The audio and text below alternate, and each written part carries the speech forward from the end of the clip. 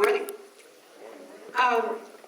I'm so excited to be here, and I really want to say how much I've appreciated being a part of Molly because it's provided so many different opportunities.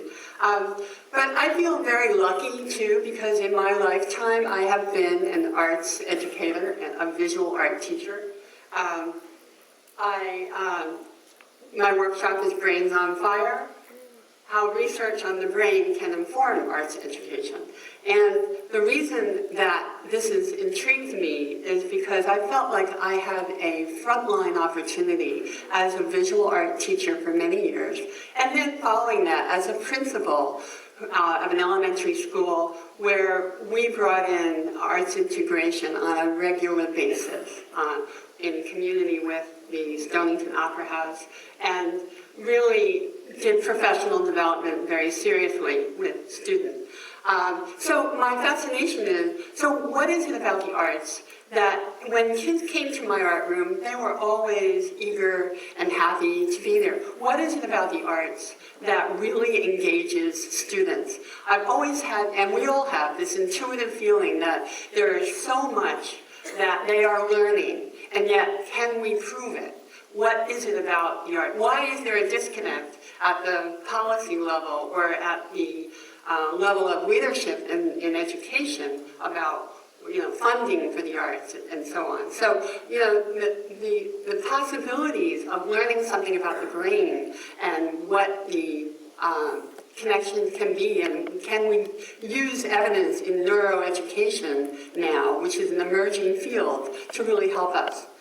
So that's but I want to tell you, I want to introduce you to some students. Meet Kevin. Kevin was a student in my art class. This is about 20 years old. You know a Kevin. He is in 4th grade, and always in trouble, can't sit still, kind of annoying to his classmates, but he had some good qualities too. He loved art, he loved animals, and I never had a problem with Kevin at all in my art class.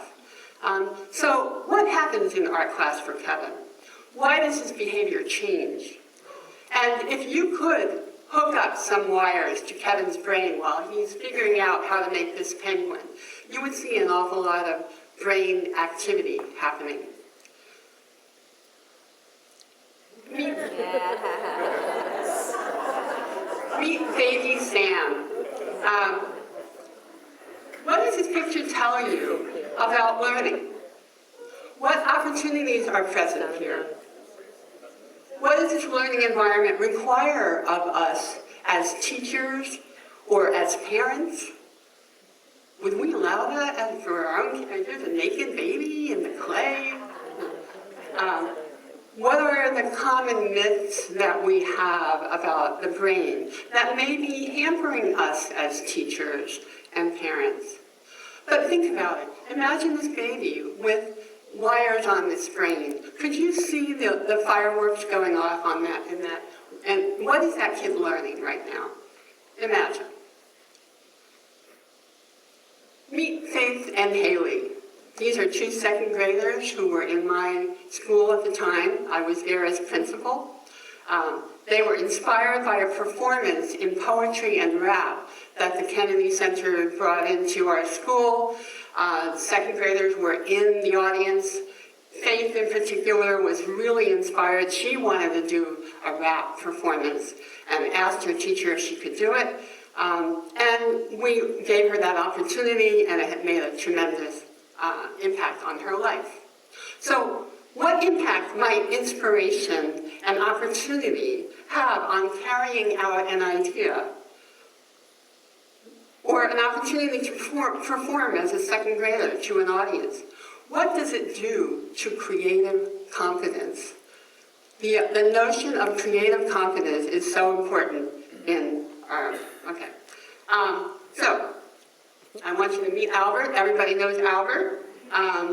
And I will be telling a story in my workshop about what happened to him as a young child, how he was inspired, and what he actually had to provide for us. So I want to also talk about what doors do we open in our classroom, and what doors do we shut, and what, what is the brain research that is out there that can actually help us as arts educators? We'll be looking at that. I'll give you time to really explore a plethora of resources, and then you can go home with some really good ideas for connecting the dots between reality and the scientific research. Thank you.